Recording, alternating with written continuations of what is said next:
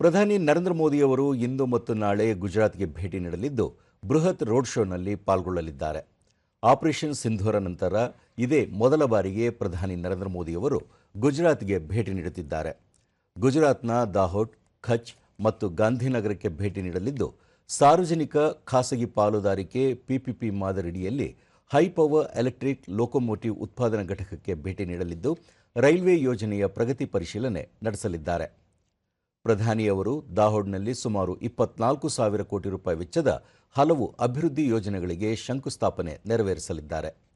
ಅಲ್ಲದೆ ಭುಜ್ನಲ್ಲಿ 53,000 ಕೋಟಿ ರೂಪಾಯಿಗೂ ಅಧಿಕ ಮೌಲ್ಯದ ಅಭಿವೃದ್ಧಿ ಯೋಜನೆಗಳಿಗೆ ಚಾಲನೆ ನೀಡಲಿದ್ದಾರೆ.